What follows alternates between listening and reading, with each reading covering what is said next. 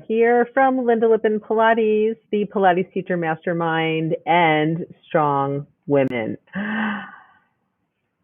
Bone density is a huge issue, and I am hearing from more and more clients and more Pilates teachers who are also my clients about concerns they're having about modifications for bone density, whether you can modify exercises for osteoporosis, what the actual T-score numbers mean, when people should start modifying, why, how, lots of questions. So, you know me, I thought I'd come in and answer some of these questions. So, number one, let's just remember that osteoporosis means porous bones. It means that you're literally losing the density of your bones.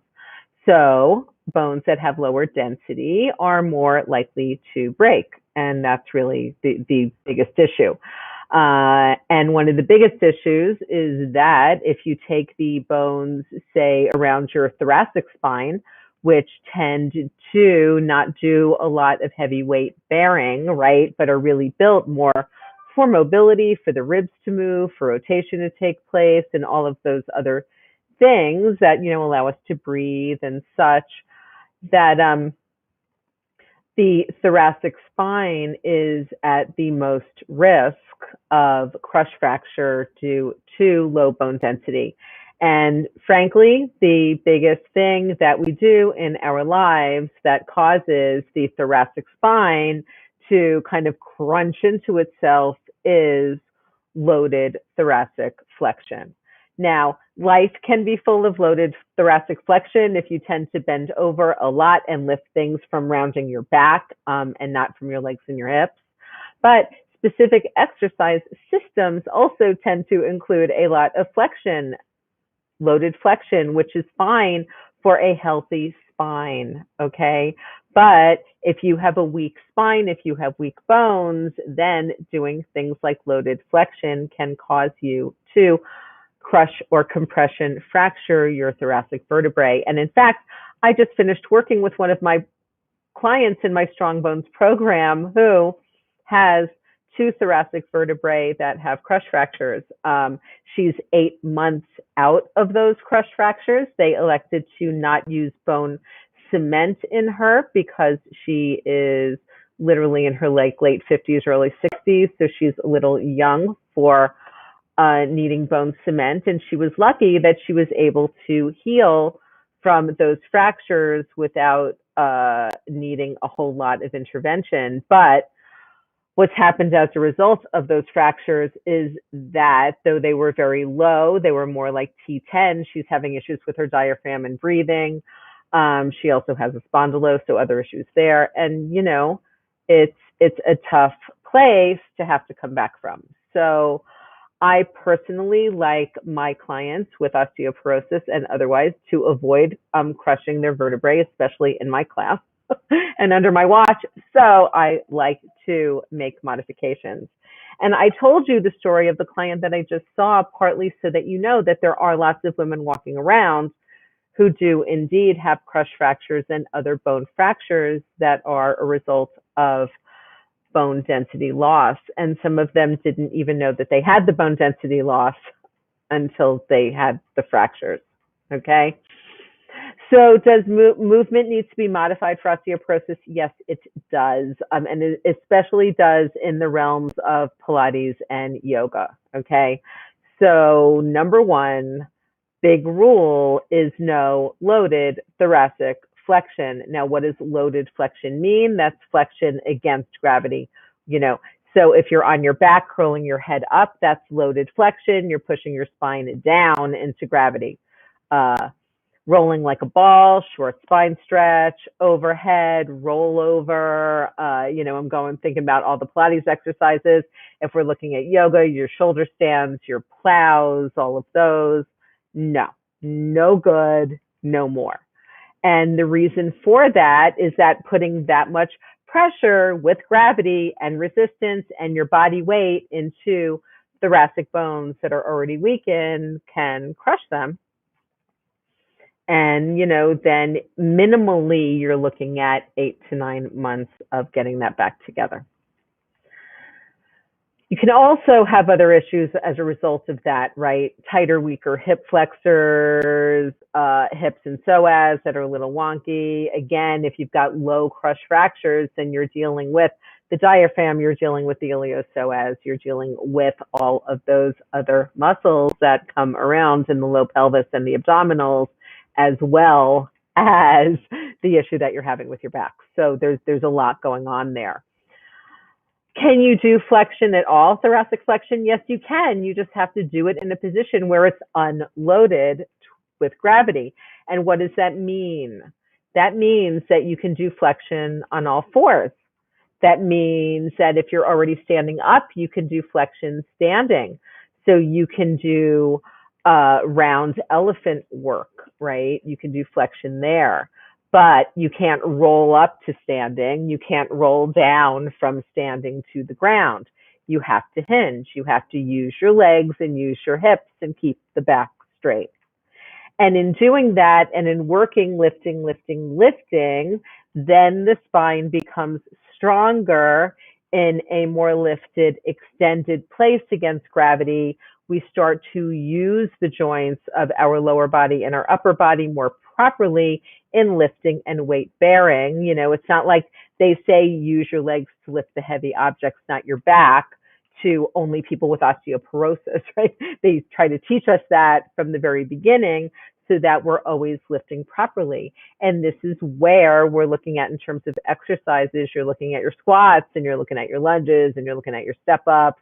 You're looking at your footwork, you're looking at your leg springs, you're looking at your standing work on the chair, because all of those are going to be extraordinarily useful. There's also a lot of talk about not doing huge hyperextensions, again, because the spinous processes in the back can hit each other and kind of break and cause some issues, and not doing extreme rotation. Head-led rotation, my friends, is fine. People need to be able to rotate. They need to be able to parallel park. They need to be able to look behind them, but do it from the head leading. I also teach hyperextension that way.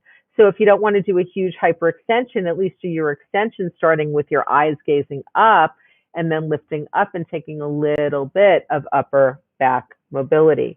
If you are if you are physical mind certified, if you're trained in any training program that teaches the pre-Pilates work, that's where you're looking at the mini swans, the flights, the small prone hip extensions for folks with osteoporosis. But what you're really looking for is not doing a lot of huge spine movements. And the only position that you're going to do any kind of larger spine movement in is a place where you're unloaded. And again, that's going to be on all fours. That's going to be on the stomach. That's going to be on all fours, even if it's hands and feet and not hands and knees. So your cat-cows are fine. Okay, all good. But if you want to get into the position to do it, you're going to deadlift, hinge, cambray, whatever you want to call it, forward with a flat back from the hips. And then once you are kind of parallel to the ground, then you can go into rounding and extending and a little bit of rotation if you want. That will not happen from a seated position. That will not happen from a standing position. That will not happen from a kneeling position. Okay. I mean, standing up, kneeling. So again, once you're in quadruped in any form, you can go into pretty big flexion extension, rotation. You can work in that position. But you want to watch the load with gravity. So if you are in my Strong Women group on Facebook, you will see in that group, there is a whole section on osteoporosis where I dive deeply into these topics of how to modify movement.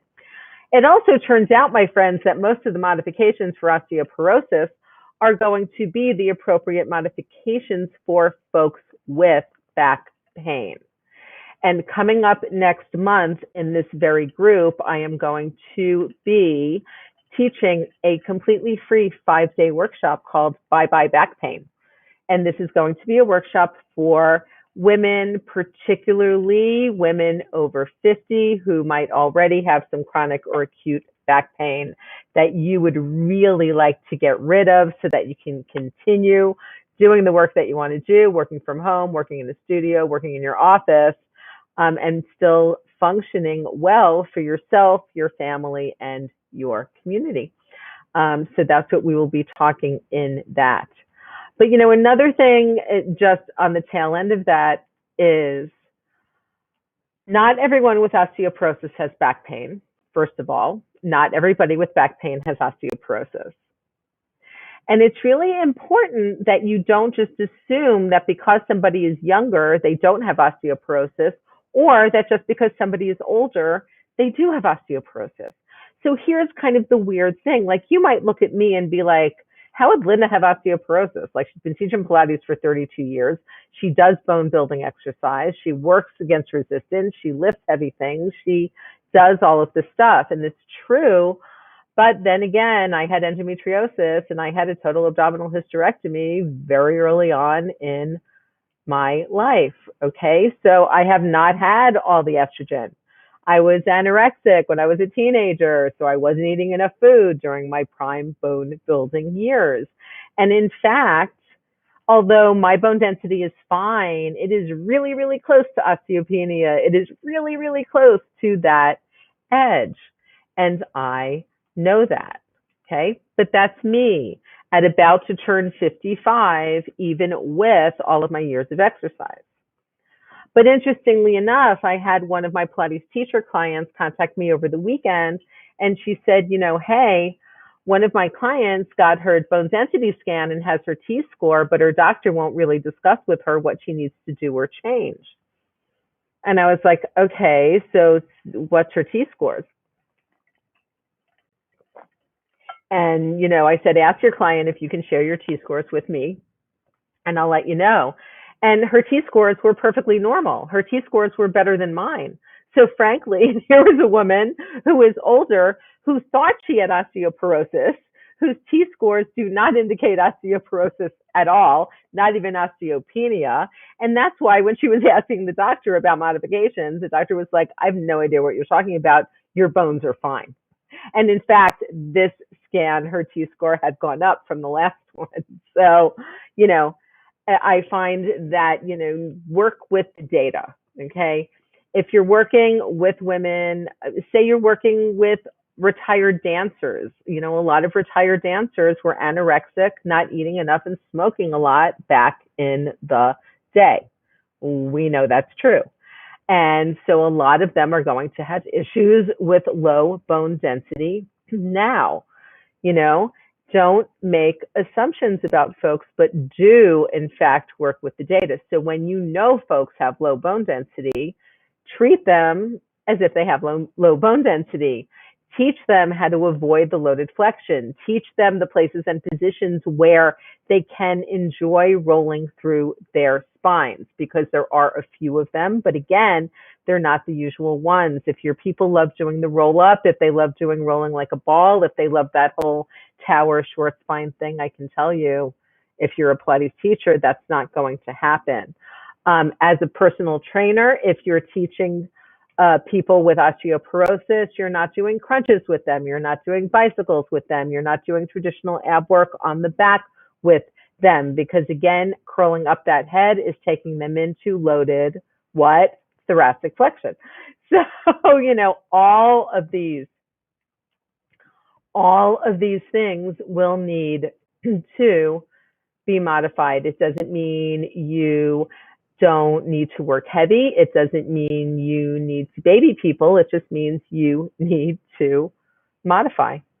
Period. End of discussion. And modifying movement for osteoporosis, if you ask any of my strong bones ladies, and I'm hoping that some of them are going to show up and they're going to comment on this video and they're going to say something. Here's looking at you, Rosemary. Here's looking at you, Gwen. Here's looking at you, Brooke. Come on in and say and talk about how the exercises are actually harder. The work is actually harder, and the work seems more productive because you're getting stronger, getting longer, getting more extended, getting more lift away from the ground. and getting your bones stronger without being at risk for breaking bones, period. I mean, that's really what we're looking for. You also want to do a fair amount of balance work. You want to do standing work. You want to do sitting and standing. You want to do standing on one leg when people can. It's important stuff like falling and breaking your bones because you fell sucks even more than just having low bone density. So if we can work with our clients on finding balance, maintaining balance, finding the muscle strength, feeling extension, feeling movement, getting movement, getting breath, and getting weight-bearing exercise, then they're going to be happy. We're going to be happy. Everybody's going to be feeling good and getting stronger. Okay, so 2 things at the end of this. Number 1, thank you. Thank you so much for being here, so much for listening to me. Number 2, now you know how to modify movement for osteoporosis and why. And if you want more specific modifications, go into the Strong Women group on Facebook, search it out, and you go into the osteoporosis section in the group, and you will find all of the information that you need to really know what you're doing and modify for yourself and your clients who have low bone density and osteoporosis. And then finally, if you experience lower back pain of any kind and you are a woman, entrepreneur, or retired, somebody who's working from home, trying to get stuff done, dealing with your family, friends, community, and clients, and you have back pain, I have a workshop coming up for you, and that is going to be in the Strong Women group on Facebook. That will be called Bye Bye Back Pain. It will be a completely free 5-day workshop that is going to start on Sunday, October 17th. And in that workshop, I will be teaching you all the things that you need to know about the common causes of lower back pain, how to avoid some of the common causes of lower back pain, and how to deal with your own back pain and make things better when your back starts to go out. So if that applies to you, come on over or stay in the group and you'll be here for the workshop. If you know folks who could use help with that, please send them over to the Strong Women group on Facebook. And I look forward to talking to you soon. Thanks a lot, guys. Thanks a lot for being here. And I will talk to you later. Bye.